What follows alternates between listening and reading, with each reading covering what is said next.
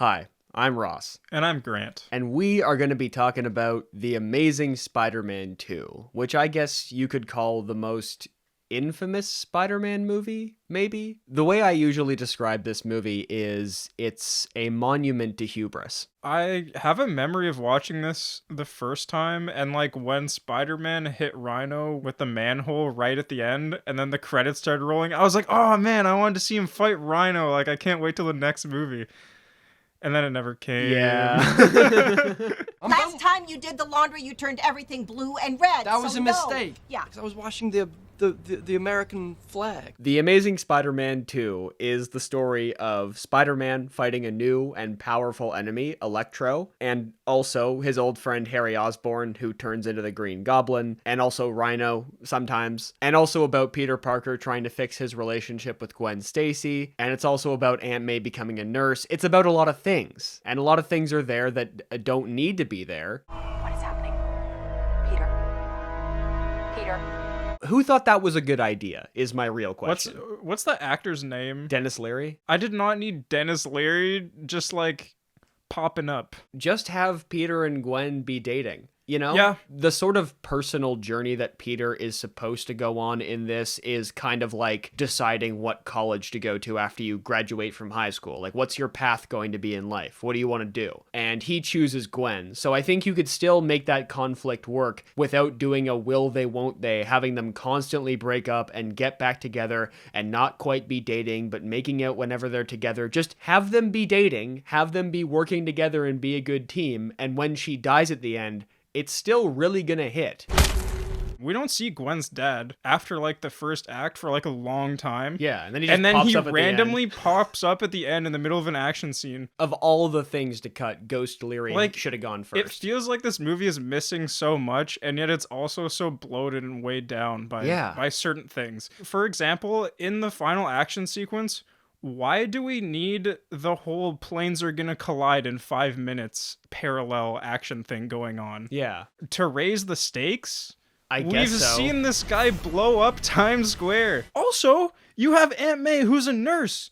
The hospitals don't have electricity. That's all you need. There's your thing going on in the background. That's all you need, exactly. All right, we're back. Everyone, let's go. I think you could have salvaged a Spider-Man story out of this if you pick one thing you want the movie to be about. Yeah. I feel like the story just sort of trudges forward and you get what they're going for with like everything they're doing, but none of it is good and they don't pull any of it off and none of it works together in harmony. I feel like this movie is like an orchestra, but like there's a conductor for each different section and they're all playing different songs.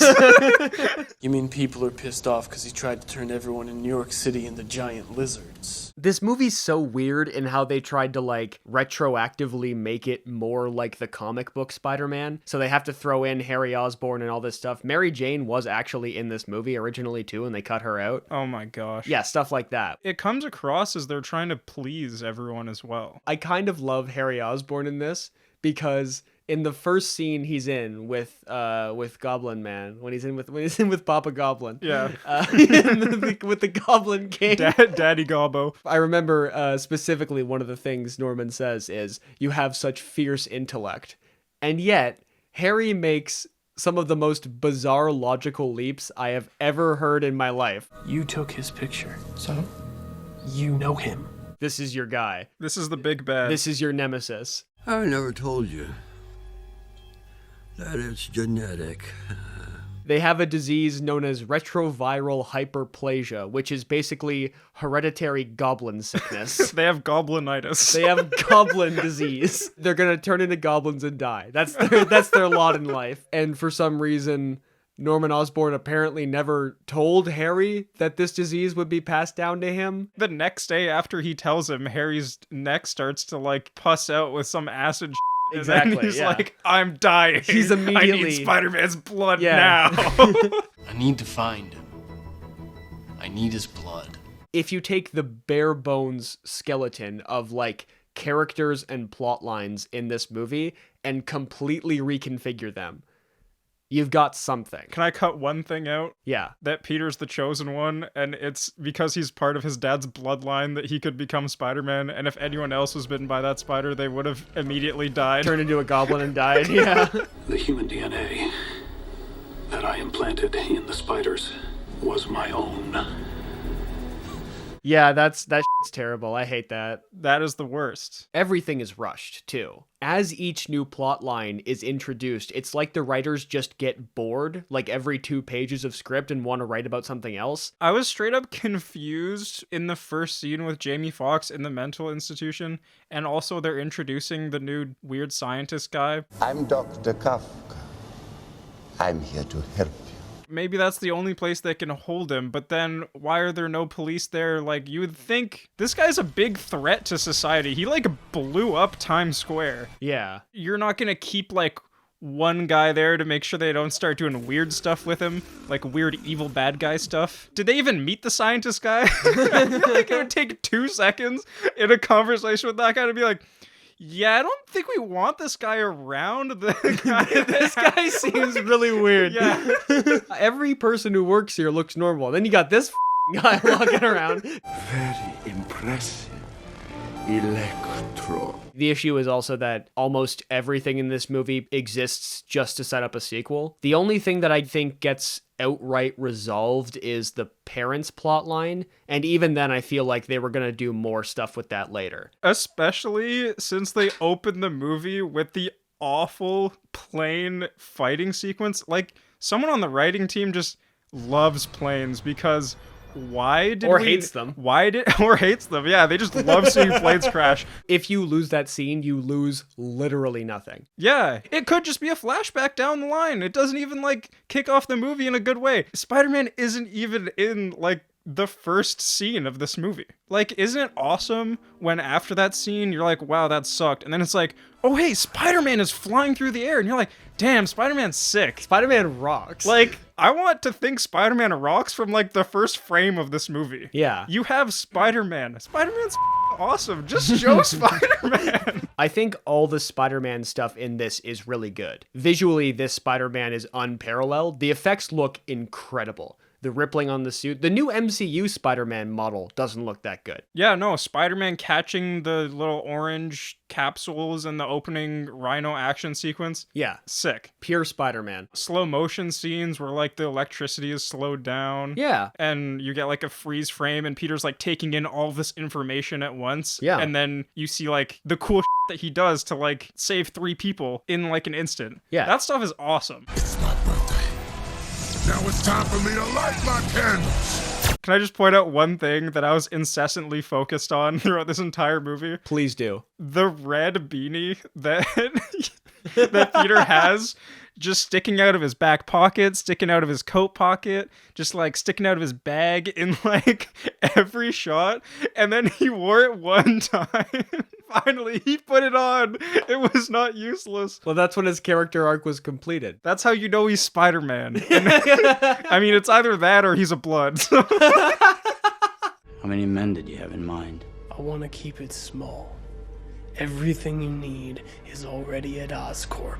This was obviously not intended to be the end of the Amazing Spider-Man franchise, which frankly, even the name is a little presumptuous. The franchise they had planned out was bananas. There was this idea at one point that Spider-Man would be able to take this formula and regenerate the people in his life that had died.